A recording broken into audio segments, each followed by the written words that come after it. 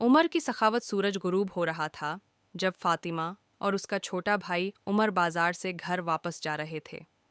उनकी माँ ने उन्हें कुछ सिक्के दिए थे ताकि वो फल और रोटी खरीद सकें, और उमर ने अपने लिए एक ख़ास चांदी का सिक्का बचा कर रखा था। मैं उससे अपनी पसंदीदा मिठाइयाँ खरीदूंगा। ताजिर अपनी दुकानें समेट रहे थे। एक बूढ़ा आदमी पत्थर की सीढ़ियों पर बैठा था।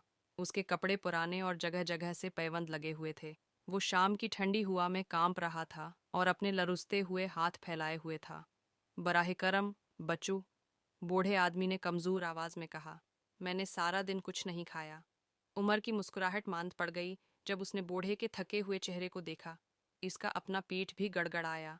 वो सारा दिन अपना सिक्का मिठाइयों के लिए बचा रहा था। वो तजब्जब का शिकार हो गया, अपने चाहने और सही काम करने के दरमियान उलझ गया।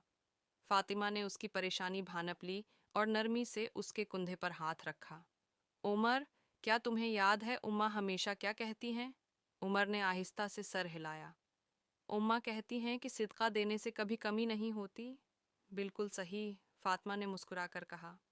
नबी करीम ने हमें सिखाया है कि जब हम दूसरों को देते हैं तो अल्लाह हमें और ज़्यादा बरकत अता करता है। उमर ने अपने चांदी के सिक्के की तरफ देखा।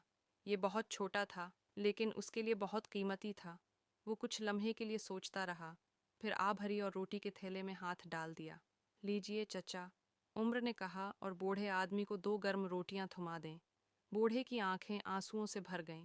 अल्लाह तुम्हें बरकत दे मेरे बच्चे, उसने कांपती आवाज में कहा, रोटी कबूल करते हुए। उमर और फातिमा आगे बढ़ गए।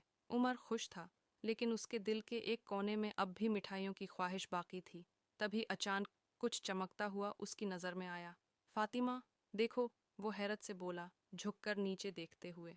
वहाँ सड़क की गर्द में इसका चांदी का सिक्का पड़ा था। उमर ने जल्दी से उसे उठाया। इसका दिल तेजी से धड़कने लगा। ये मेरा सिक्का है, मैंने तो सोचा था कि ये खो गया। फातिमा मुस्कुरा दी। देखा, जब तुम अल्लाह की रज़ा के लिए देते हो तो वो तुम्हें हमेशा उससे बेहतर लौटा देता है। उमर ने खुशी से कहा, तुम बिल्कुल ठीक कह रही हो।